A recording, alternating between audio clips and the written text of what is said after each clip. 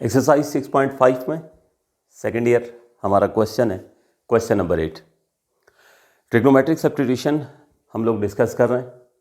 Trigonometric substitution में आपको 3 specific cases बताए थे, उसके हिसाब से हमें सपोजिशन करनी होती।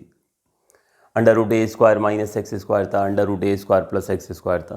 ठीक है, तो ये इसी तरह से ये 3 केसेस थे हमारे पास। अब डिनोमिनेटर को देखकर हमने डिसीजन लेना है। डिनोमिनेटर है हमारे पास 4 माइनस एक्स स्क्वायर और इसके ऊपर पावर है 3/2। तो सबसे पहले फ़ौरन आपके जहन में आता है कि सर आपने जो तीनों केसेस बताए थे उन तीनों में रूट था, यहाँ तो रूट ही नहीं है। तो देखें रूट मौजूद है। कैसे रूट मौजूद है मैं आपको बता देता हूँ। अभी पिछले क्वेश्चन में भी वैसे तो बताया कि 4 माइनस एक्स स्क्वायर है, इसके ऊपर 1/2 लिखें और इसका क्यूब बाहर लिख दें। ठीक है ना, अलजेब्रिक रूल के मुताबिक पावर पर पावर हो तो पावर्स मल्टीप्लाई होती हैं, तो वापस 3/2 ही बन रहा है ना, स्प्लिट कर दिया। अब इस 1/2 को रूट में कन्वर्ट कर दें, तो ये लीजिए आ गया ना रूट। ठीक है, तो अब ये 4 जो है इसको अगर हम 2 का स्क्वायर लिख दें और इस 2 को थोड़ी देर के लिए a मान लें, तो क्या बन गया a² माइनस एक्स स्क्वायर। यानी ये हमारा पहला वाला केस था, a sin थीटा जिसमें हम सपोज करते थे। बात समझ आ गई? तो हमारे पास इस वक्त 4 को हमने 2 का स्क्वायर लिखा है, तो a की वैल्यू क्या है 2 है। तो हमारी सपोजिशन क्या होगी x = 2 sin थीटा। ठीक है, ये हम सपोज करेंगे। तो ये सब नोट करने की ज़रूरत नहीं होती है, सिर्फ आपको समझाने के लिए ताकि प्रॉपर्ली गाइड कर सकूँ मैं, इस वजह से कर देता हूँ। तो अब यहाँ पे x = a sin थीटा, तो a हमारे पास 2 है, इसको डिफ्रेंशिएट करेंगे तो dx की वैल्यू आ जाएगी। ठीक है, अब नई लिमिट्स हमें निकालनी है। एक दफ़ा जब x 0 है और एक दफ़ा जब x 1 है यहाँ पुट करेंगे। तो जब 0 वाली यहाँ पुट करेंगे तो 0 = 2 sin थीटा, तो sin थीटा 0 हो जाएगा क्योंकि 2 को क्रॉस मल्टीप्लाई करके 0 के नीचे लाएंगे। इन the next step sine inverse 0 हो जाएगा और साइन इनवर्स 0 जो है वो 0 के बराबर। ठीक हो गया, तो ये पहली लिमिट आ गई, लोअर लिमिट। अब यहाँ x की जगह 1 पुट करते हैं, अपर लिमिट भी निकाल लें थीटा के हिसाब से।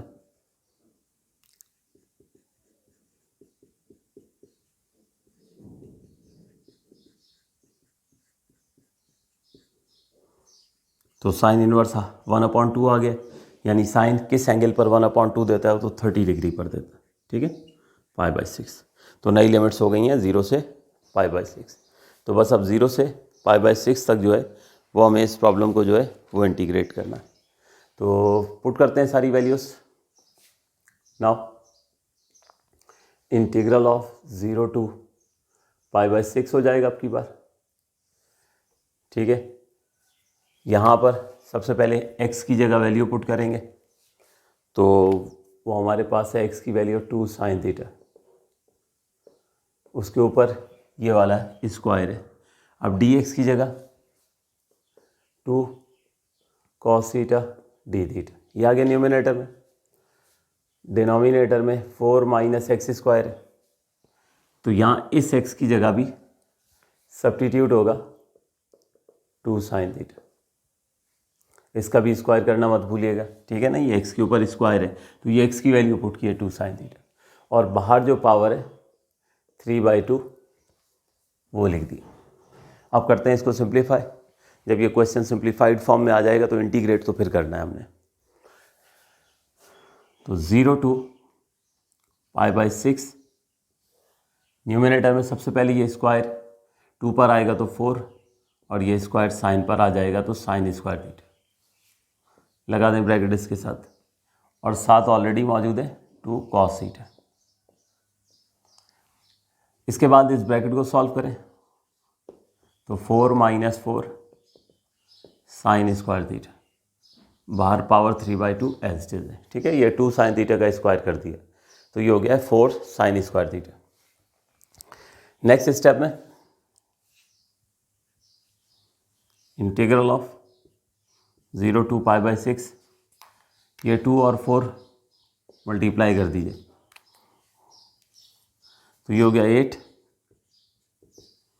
sin square theta cos theta.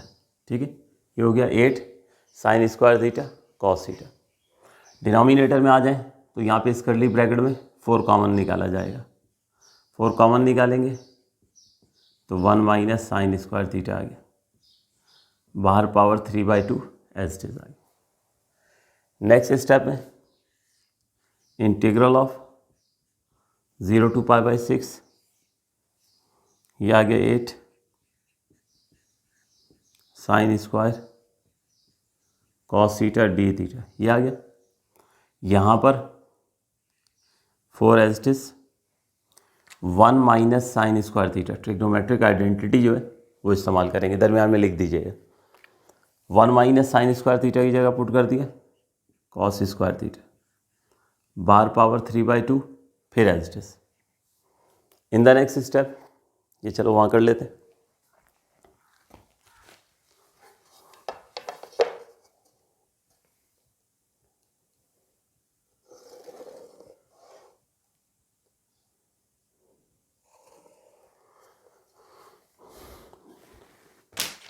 Next step में 0 to π/6, न्यूमिनेटर हो गया 8 sine square theta cos theta, ये हो गया। इसे हम जो है 4 कॉस स्क्वायर थीटा, क्या लिख दें 2 कॉस थीटा का स्क्वायर, ठीक है। इसे हम लिख रहे हैं 2 ऑफ कॉस थीटा, इसका स्क्वायर कर दिया और बाहर पावर 3/2 एज इट इज मौजूद है।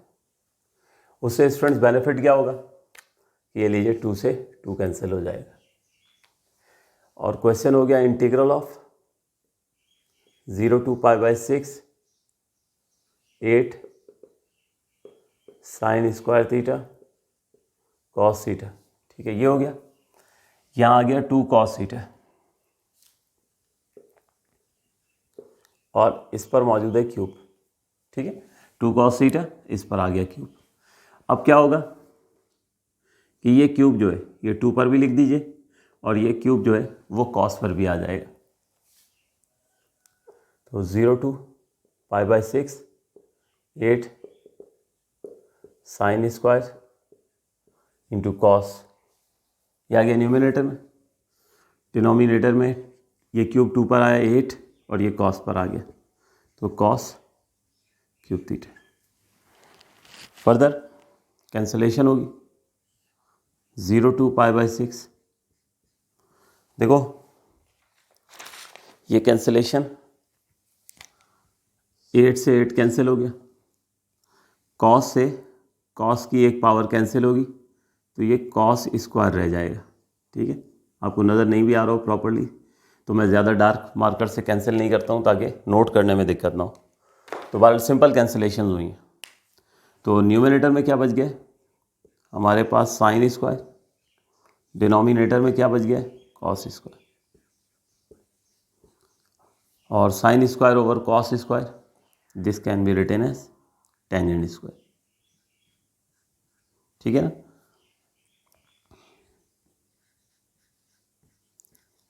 और टेंजेंट स्क्वायर को इंटीग्रेट करना सीखा था कहाँ पर, एक्सरसाइज 6.3 में। टेंजेंट स्क्वायर खुद से इंटीग्रेट नहीं होगा तो ट्रिग्नोमेट्रिक आइडेंटिटी जैसे सीकेंड में ले जाएंगे, ठीक है। इसे रिप्लेस करेंगे सीकेंड स्क्वायर -1 से, टेंजेंट स्क्वायर की जगह सीकेंड स्क्वायर -1 जो है वो हम सब्स्टिट्यूट कर देंगे। तो पहले तो यहाँ तक नोट करें, ठीक है, फिर इसको रब करके इसको कंप्लीट करते हैं। बस अब चंद एक स्टेप्स हैं तो हमारा आंसर जो है वो आ जाएगा। नोट कीजिए।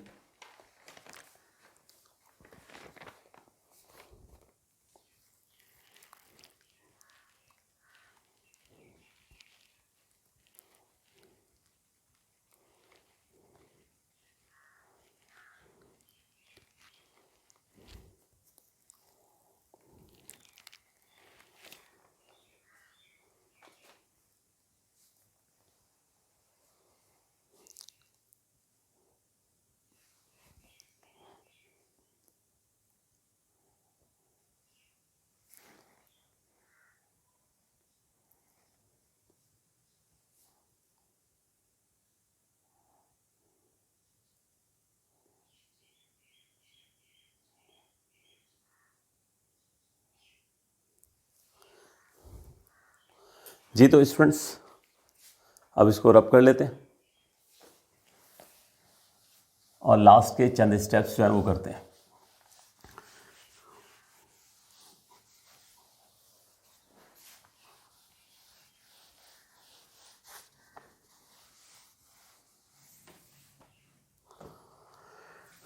टेंजेंट स्क्वायर थीटा,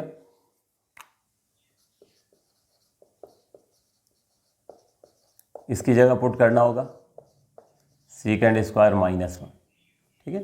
ये हम जो है वो यहाँ पे सब्स्टिट्यूट कर देंगे। तो यह है integral of 0 to π/6 second square theta minus 1 d theta. तो ये टेंजेंट स्क्वायर की जगह आ गया सीकेंड स्क्वायर माइनस 1। वो ये आइडेंटिटी इस्तेमाल की है, 1 + टेंजेंट स्क्वायर सीकेंड स्क्वायर के बराबर होता है, ठीक। तो वहाँ से जो टेंजेंट स्क्वायर की वैल्यू निकलती है वो पुट कर दी है। अब बस इसको इंटीग्रेट करेंगे, तो डायरेक्ट ही कर देते हैं, क्या दोनों के साथ अलग अलग इंटीग्रल लिखें। देखो टेंजेंट का डेरिवेटिव क्या होता था, सीकेंड स्क्वायर। तो सीकेंड स्क्वायर का इंटीग्रल आपको वापस कहाँ ले जाएगा, टेंजेंट पर ले जाए, ठीक है। तो इसका मतलब ये हुआ कि सीकेंड स्क्वायर ये इसका इंटीग्रल हो गया टेंजेंट, -1 का इंटीग्रल क्या हो जाएगा, थीटा हो जाएगा।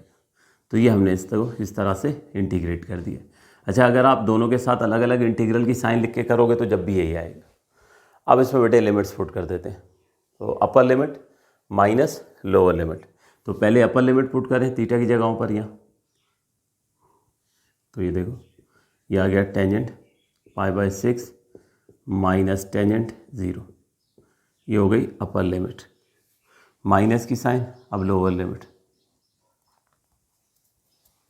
सॉरी लिमिट गलत पुट की, पहले यहाँ थीटा की जगह, बल्कि नहीं, पहले थीटा की जगह यहाँ पर हम क्या पुट करेंगे, π/6। तो यहाँ भी थीटा की जगह क्या आएगा, π/6। ये हो गई अपर लिमिट, ठीक है। दोनों थीटाओं की जगह पर अपर लिमिट लिख दी। अब लोअर लिमिट पुट करनी है। यहाँ दोनों जहाँ थीटा है वहाँ 0 पुट होगा, तो टेंजेंट 0 माइनस 0। तो ये हमारे पास जो है ये लिमिट पुट हो गई है। अब इसकी सिंप्लीफिकेशन करें तो टेंजेंट π/6, टेंजेंट π/6 यानी टेंजेंट 30 डिग्री, और टेंजेंट 30 डिग्री की वैल्यू होती है हमारे पास 1/√3 माइनस π/6। साथ साथ ब्रैकेट भी ओपन कर लेते हैं, माइनस टेंजेंट 0 0 हो जाता है, और फिर माइनस माइनस प्लस 0 हो जाएगा, यानी वो ब्रैकेट तो पूरा ही एलिमिनेट हो गया।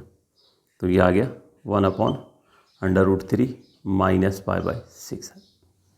अब ये तो हमारे पास इंटीग्रेट हो गया है, ठीक है। अब अगर आप चाहोगे जी बुक का एग्जैक्ट आंसर लाया जाए तो ले आते हैं, 1-2 स्टेप्स करने पड़ेंगे। अच्छा, अगर आप ये कैलकुलेटर की से वैल्यू निकालते हो ना टेंजेंट π/6 की, तो आजकल के जो कैलकुलेटर हैं वो करते क्या हैं कि वो रैशनलाइज करके आंसर दे रहे होते हैं। तो इसका आंसर जो आ रहा होगा ना वो आ रहा होगा √3/3। तो उसमें कोई परेशान होने की ज़रूरत नहीं है, ठीक है। आप वही लिख दीजिएगा। मैं जो वैल्यूज़ पुट करता हूँ वो जो आपका टेबल है ट्रिग्नोमेट्री का, फर्स्ट ईयर की बुक में भी था, मैं उसको यूटिलाइज़ करता हूँ। तो बारह बुक का आंसर लाना है तो ये हमारे पास 1/√3, इसको रैशनलाइज करना पड़ेगा, ठीक है, क्योंकि डिनोमिनेटर में रूट एक्सेप्टेबल नहीं होता। तो इसे क्या करेंगे, ये जो पहला वाला है 1/√3, इसे √3 से मल्टीप्लाई एंड डिवाइड करेंगे। तो √3 से मल्टीप्लाई एंड डिवाइड कर दिया हमने 1/√3 को। अब उसके बाद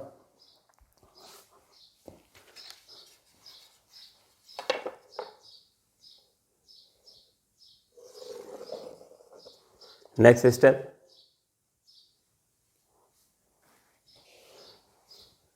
ये हो जाएगा √3, और डिनोमिनेटर में √3 से मल्टीप्लाई होकर 3 हो जाएगा।